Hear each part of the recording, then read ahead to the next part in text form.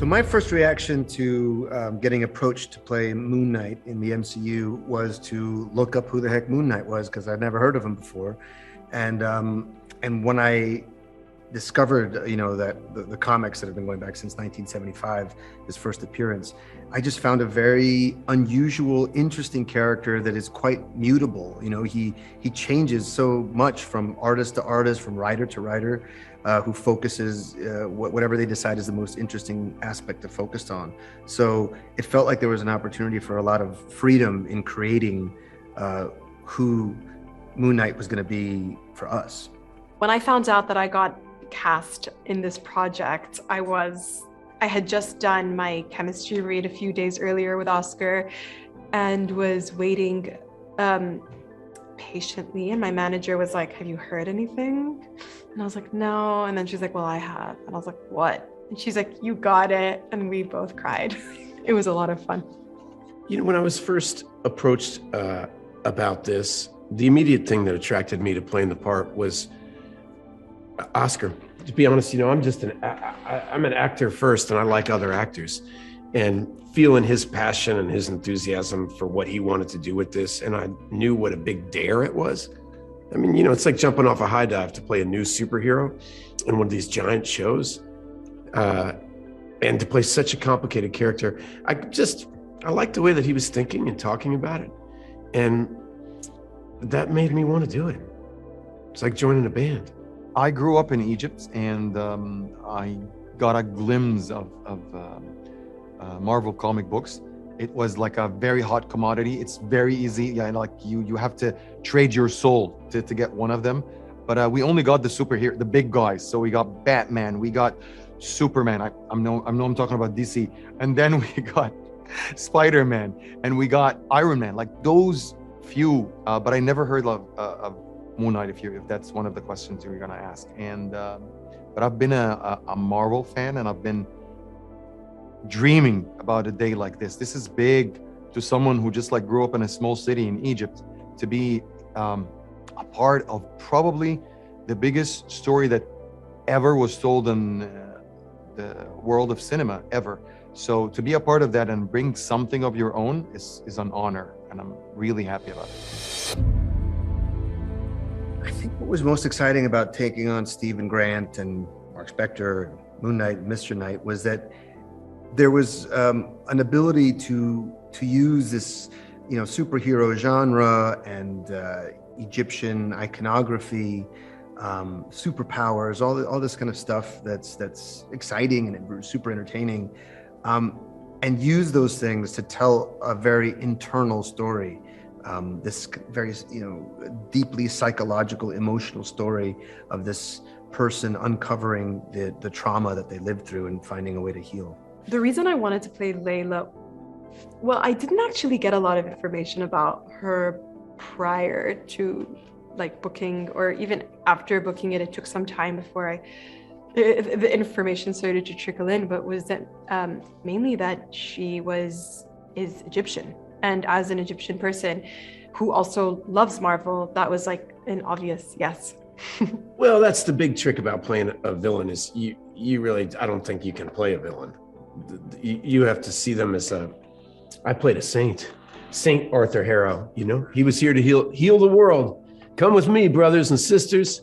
We can do it together. So if you think of him as a villain, then you start mustache twirling and being diabolical or crazy, or and that's less interesting to me. One of the most important things that drew me to the project was that it takes place in current Egypt, and it talks about Egyptology. And I've been very keen onto how to depict that and how to share that with the world. It was very important. Every Egyptian sees himself portrayed in the world of cinema, always sees himself, we call it the Orientalist way of seeing us, which means seeing us as exotic, and women are submissive, men are bad, and all the tropes that you would think of. So it was very important for me to have something completely different. I would tell you that my mom is the strongest person in my household. That's why Layla, the character, is a strong woman.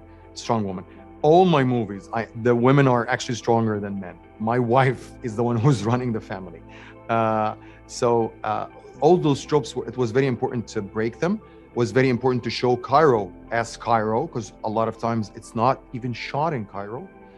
And a lot of times you see it when it's shot in Cairo, it's shot in a way that shows us as just like a desert city, like the pyramids and the desert, and shows us very primitive, even though if you just like panned a little bit, Egypt is in the middle. The pyramids are in the middle of 20 million people. Cairo, one of the biggest cities in the world, so urban, a place that has skyscrapers, everything that you would imagine in an urban, huge city that doesn't sleep. All that was very important for me, and all that was in the pitch. And I would say that Moon Knight is a first step.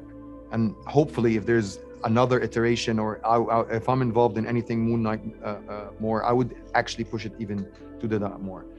Marvel was very supportive from the get-go. Layla herself wasn't completely Egyptian at the beginning, and they allowed us to make her Egyptian. They got us the expert, they got us Egyptologist. Anything Egyptian, I was like, Egypt, please. Anything Egyptian, I told them, they would push for it. We didn't shoot in Egypt, but they put a lot of effort and money into turning any place we shot into Egypt. And no one would see the show and think this is not Egypt today. So I did go back to the comics and research how he's been depicted. In fact, I got a bunch of different artwork from all the different comic runs and had them pasted all around my trailer, just so every time I was sitting in there, I was always surrounded by those visuals that are just so beautiful and frightening. And so there was a lot of, really what I took from that is in a way, it was more the spirit of it as opposed to any plot points.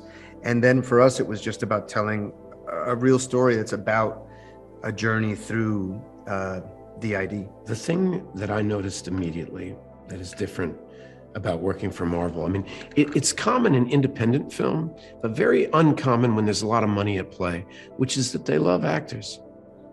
There's a tremendous support for what actors do. They've had real success with actors in the past, and I think they've had it by giving them freedom. I was really impressed and surprised at what a long leash we had. We had to work inside this world that they've built, but inside that world, it was going to be as good as you could imagine.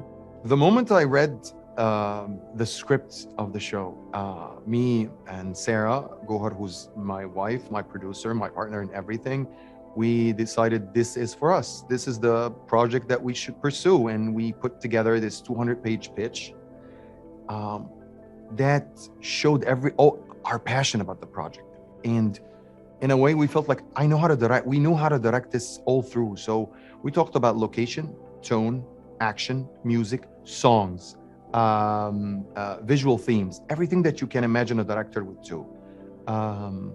And the moment we finished it, I told Sarah, if we didn't get that job, something's wrong with the world. And ironically, we got the job, and it wasn't a surprise for me, even though I was dancing on the beach when I got the job, me and her and the kids. But that pitch is the show. 2 years later, that pitch became the show, and sometimes I just go back to it, and I'm just so happy that Marvel allowed me to bring every crazy idea I had to the show is there now. Like a lot of cult leaders, megalomaniacs, whatever, I think his motivation is at first entirely altruistic and idealistic. I think he genuinely believes that the world will be better because of his actions. And he justifies any ends for any means to his end. And that's where madness lies. The parts of Layla that I admire are how resilient she is, and how if she knows she needs to do something, she just goes after it. There isn't all this thinking and uncertainty, and that's something that I hope to take more from her. And then the places that we are quite similar, we're both vulnerable and passionate people who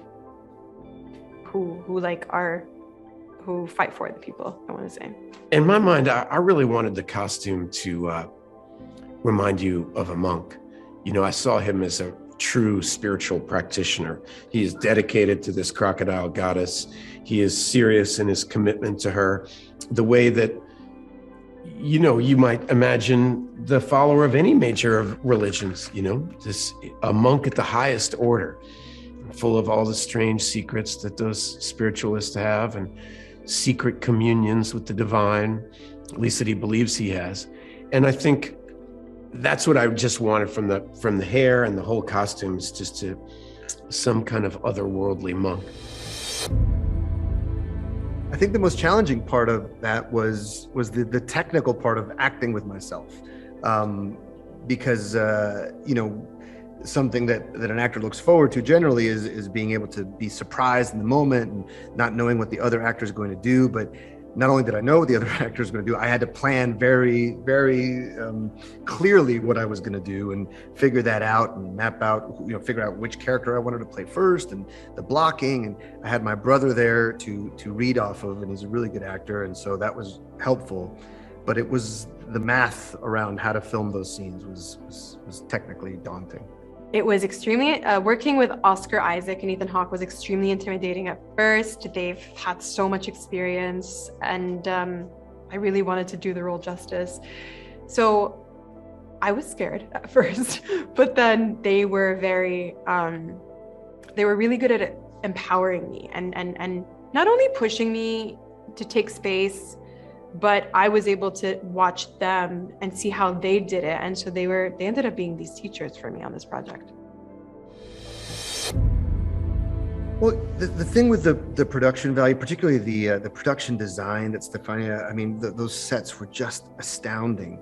And the same thing with the craftsmanship of the wardrobe and all of the creatures. I mean, every aspect of it was just so astounding. And for me, what it was inspiration. It was inspiring for me to see people putting all of their skill and passion into creating something that had meaning. And so for me, it just inspired me to want to do my best and bring my best. The detailed sets were like a luxury as an actor, and informed my acting because I was able to just work off all these elements that I wouldn't have been able to imagine had they not been there. So that's a gift. And also it's like a testament to to our set designer, Stefania, and how much love she puts into her work. And it, you know, gives us that permission to want to put just as much work. Listen, here's the truth is that when you have to walk inside the tomb of Alexander the Great, and it looks like the tomb of Alexander the Great. I mean, people should pay money to go to these sets. These sets are better than any museum I've ever been to. They went through such lengths to copy real tombs and to have the walls hand painted and have the color blue be exactly right. These people it was unbelievable to watch them work. And I always felt like if you can't act on that set, then you can't act. As someone who's obsessed on showing Egypt the way it is, and I'm always coming from a place, I usually don't build sets. I always like to shoot on real locations. Working on this project was very challenging for me. Picking Stefania Sella, the production designer, was a bless.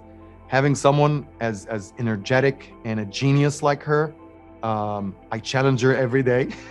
I know how to every day tell her, like when I tell her, like always show her my fear of Egypt not being Egypt. Like I annoyed her, but she did a great job. When you see the Egyptian statues and the museum, Egypt, building Egypt in Hungary. She did such an amazing job. I'm so proud of everything that she has done, and I wish that I can work with her again because she's an absolute genius. I would say the same thing about Megan, costume designer, because there was a lot of challenges. Lots of times when you see in Arab worlds, I know it all feels the same to someone from the West, but it's not. Even putting the veil, if you put it differently, you're from Syria. Putting differently, you're from Morocco. Put it differently, you're from Egypt. And each one of them is completely different culture. So Megan, Stefania, all my team, I don't want to forget anyone, Greg, the cinematographer, anyone who's saying that the show looks different, it's because of those great people. Yes. So my experience with Mohammed Diab and Justin Benson and Aaron Moorhead, it was just a real collaborative team. Something we would do is every Sunday while we were even shooting, we would all have brunch together with the actors, with the writers, our wonderful producer, Grant Curtis, and we would talk through the episodes, we would talk through the scenes, we'd brainstorm, we'd all just get on the same page creatively of what is this story that we're telling. It was really the collective imagination, and so it just felt like such a strong team. Working with the directors was so fun. I've never worked, well, I know, I've worked on a project with like different directors, but this felt different. This was like, we had all sat together to go over each episode. Like each episode got 6 hours, and we would sit together at a round table and just go through the whole structure just to make sure we were all on the same page. And it felt like we were kind of one mind moving through it. And what I loved about Mohammed Diab is he has this kind of like flowy way of doing things, and these ideas come to him and in the spur of the moment, and he like throw them on you, and it's scary, but then it's fun. And then Aaron and Justin are a bit more technical, and I'll always remember there are a few moments they'd come to me and be like, can you like experience what you're experiencing more on like this word or this line? And I'm like, okay, I'll try anything. And then it would actually change the whole chemistry of the scene. And it really freed me up as an actor to know I can fully trust them, all of them. Well, every project is only as good as its collaborators. And we were all really simply on Team Moon Knight. That was kind of wonderful about it. There was a certain round table aspect to this, meaning everybody's voice was heard, and it was a best idea wins kind of thing. Oscar was really passionate. We had some really brilliant people from Marvel writing this. We had these wonderful directors, but we knew we were sailing uncharted water and we needed each other's help. And so we tried to make it as good as we possibly could. I was lucky that the three main actors in the show, Oscar Isaac, Ethan Hawke, and Michael Amawi, are the people that usually wouldn't be associated with a project like this. In a way, just like me. So in a way, we were making our own independent movie. And the three of them are not here. Oscar just came from huge films, Star Wars, Dune, and X-Men. And Ethan, 35 years in the business, this is his first superhero film. He wanted to do something special. He wanted to prove that he's not here, not just because it's time. And definitely my presenting Egypt or the Egyptian character was something very important for her. So each one of them brought something to the table. They weren't just actors or someone who wanted figurines for them or being part of the Marvel universe. No. They were intellectual people. The story developed because of them. We had table reads. Each one of them was his character's best lawyer. And they were every day on the shoot, each one of them throws ideas and questions everything. And I think that's part of why we had it's the least amount of additional photography in the history of Marvel, which is 4 days. I think because we tried our best and it worked to develop the show even before the end. Usually Marvel never lets the show, I don't think they try. They always tried their best to make every show the best. So whatever the show needs, even if it's 100 days of additional photography, they're gonna give it to them. So I'm proud that we only had 4, and I think because Marvel allowed us to develop as much as it's needed, and with those beautiful intellectual people, with the great writers, and with Sarah, my wife, who's a producer on the show, on board, that table really elevated the show. I think viewers should expect to go on an incredibly wild ride. It is an adventure story. It's a psychological thriller. There's elements of real horror, and at the core of it is this real deeply felt emotional journey of what it is to survive abuse and trauma and to heal from it. When I was watching Moon Knight, I want to say unpredictable show. I find every episode offers something different, keeps you on your toes.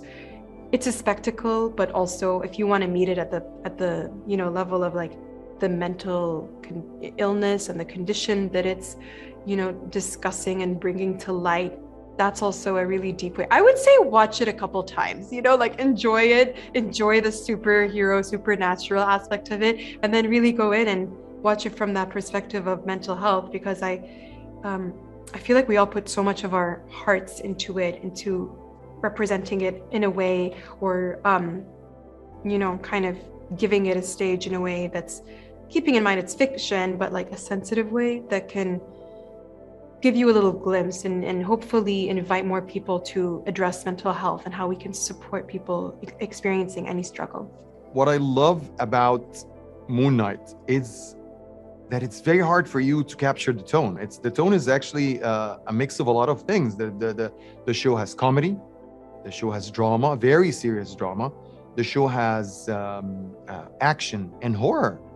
And one of the hardest challenges for me as a director is how to blend them all together and still feel coherent, and it doesn't feel like bits and pieces of genres. And I think, I hope we succeeded doing that.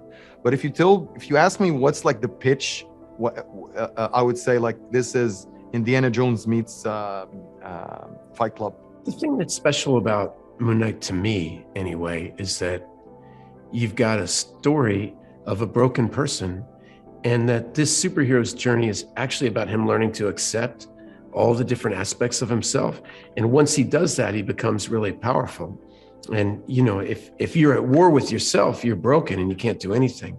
But if you can harness and love all the different aspects of yourself, as the Moon Knight does, then look out.